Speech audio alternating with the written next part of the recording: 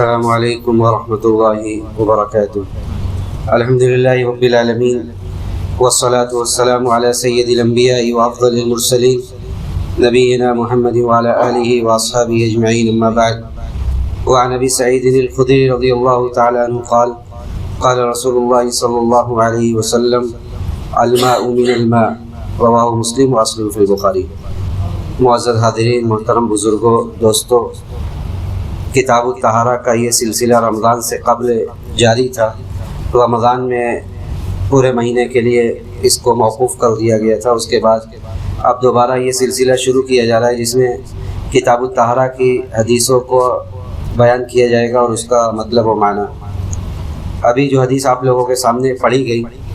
یہ بخاری مسلم کی ایک روایت ہے جس کے راوی حضرت ابو سعید خدری رضی اللہ تعالیٰ عنہ ہیں، اور اس کا تعلق غسل سے ہے۔ طہارت کا چونکہ طہارت کے ابواب چل رہے ہیں اور اسی میں یہ غسل کی روایت آئی، غسل کے تعلق سے۔ اللہ کے رسول صلی اللہ علیہ وسلم سے روایت کرتے ہوئے حضرت ابو سعید خدری کہتے ہیں کہ غسل واجب ہوگا منی کے انزال سے، یعنی جب آدمی، اس میں ازدواجی زندگی کے تعلق سے کچھ بات ہے کہ جب آدمی مجامعت کرے، مباشرت کرے اور منی کا انزال ہو، اس کے بعد ہی غسل واجب ہوگا۔ اس روایت سے یہ بات ثابت ہو رہی ہے، جو کہ ابتدائی اسلام میں یہی معاملہ تھا، جیسا کہ دوسری روایت سے میں یہ بات ثابت ہو رہی ہے دوسری روایت سے کہ ابتدائی اسلام میں یہی تھا کہ اگر آدمی بیوی سے مباشرت کرے اور انزال نہ ہو تو اس کے اوپر غسل واجب نہیں ہوگا، بلکہ غسل انزال سے ہی واجب ہوگا جب تک کہ منی کا خروج نہ ہو۔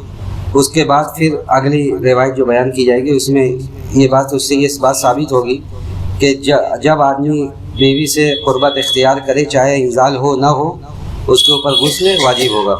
اور اس روایت سے یہ ثابت ہو رہا ہے کہ یہ پہلے کی بات ہے، اس کے بعد یہ حکم منسوخ ہو گیا،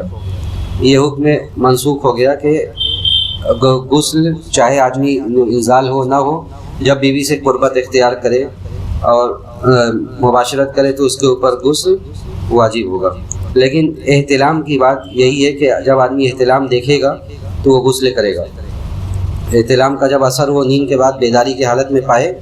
تو وہ اسے غسل کرے گا، غسل اس کے اوپر اس کی وجہ سے واجب ہو جائے گا۔ دوسری روایت جس کے راوی حضرت ابو ہریرہ رضی اللہ تعالی عنہ ہیں، وعن ابی ہریرہ قال قال رسول اللہ صلی اللہ علیہ وسلم اذا جلس بین شعبہ الاربع ثم جہدها فقد وجب الغسل۔ اللہ کے رسول صلی اللہ علیہ وسلم نے اس حدیث میں فرمایا یہ کہ جب بندہ اپنے بیگم کے، اپنے بیوی کے 4 شاخوں کے بیچ میں بیٹھے اور بیٹھ کر کوشش کرے تو اس کے اوپر غسل واجب ہو جاتا ہے۔ یعنی اس سے یہ بات، اس حدیث سے یہ بات ثابت ہوئی کہ جب بھی بندہ بیوی سے قربت اختیار کرے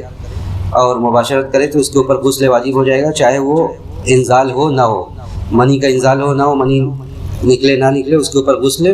واجب ہو جاتا ہے۔ اور یہی اس حدیث کے لیے، جو پہلی حدیث میں نے بیان کی، اس کے لیے یہ ناسخ ہو۔ کئی ایک صحابہ سے صراحت کے ساتھ یہ منقول ہے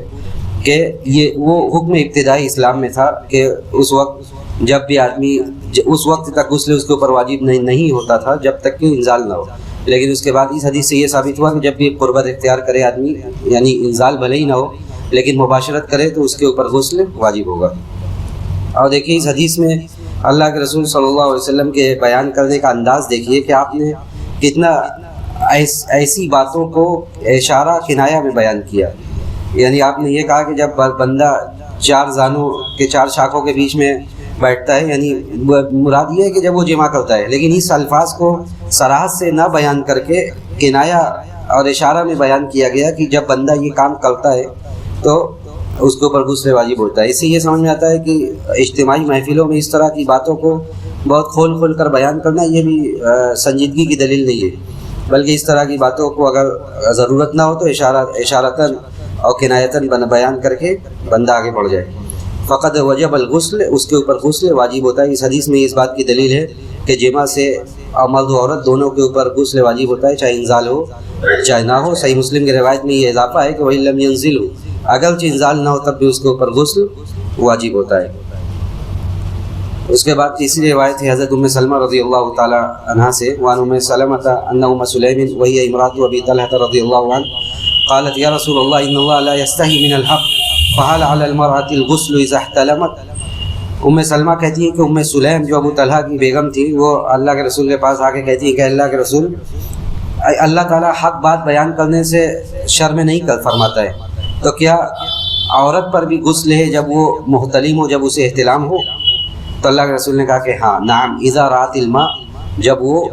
منی دیکھے۔ دیکھیے ایک تو اس سے یہ سمجھ میں آتا ہے کہ صحابیات اللہ کے رسول سے شرم و حیا کی وجہ سے سوال نہیں کرتی تھی، سوال سے باز نہیں رہتی تھی، لیکن سوال کرنے کا جو انداز ہے وہ دیکھیے، پہلے اپنا سوال کرنے سے پہلے وہ کہتی ہیں کہ اللہ تعالیٰ حق بات بیان کرنے سے شرماتا نہیں ہے، حیا نہیں فرماتا، اس لیے ہم بھی جو بات ہے وہ ہم پوچھ رہے ہیں لیکن پورے شرم و حیا کے ساتھ۔ تو اللہ کے رسول سے جب انہوں نے سوال کیا، اللہ کے رسول نے کہا کہ ہاں، جب وہ اگر منی کو دیکھے تو اس کے اوپر بھی غسل ہے۔ اس سے یہ بات ثابت ہوئی کہ عورتوں کو بھی احتلام ہوتا ہے، لیکن چونکہ بہت ریئر کیس ہے، بہت نادر ایسا ہوتا ہے، اس لیے آگے کی جو روایت آ رہی ہے اس میں پوچھا تھا، وعن انس بن مالک قال قال رسول اللہ صلی اللہ علیہ وسلم فی المرأة تری فی منامها ما یری الرجل قالت تغتسل۔ حضرت انس کہتے ہیں کہ اللہ کے رسول نے فرمایا عورت کے سلسلے میں کہ عورت جب اپنے خواب میں وہ دیکھے جو آدمی دیکھتا ہے، یعنی محتلم ہو جائے وہ بھی، تو آپ نے فرمایا کہ تغتسل، وہ بھی غسل کرے گی۔ اور صحیح مسلم میں زیادتی ہے کہ ام سلیم نے کہا کہ وَهَلْ يَكُونُ هَذَا، یعنی عورتوں کے ساتھ بھی یہ معاملہ ہوتا ہے؟ تو اللہ کے رسول نے کہا کہ ہاں، فَمِنْ يَكُونُ الشِّبْهُ أَوْ شَبْهُ، اگر ایسا نہیں ہوتا ہے تو بچوں میں مشابہت کہاں سے ہوتی ہے؟ یعنی جو بچوں کی ولادت ہوتی ہے اس میں کبھی حدیث میں، دوسری حدیث میں صراحت ہے کہ جب باپ کا پانی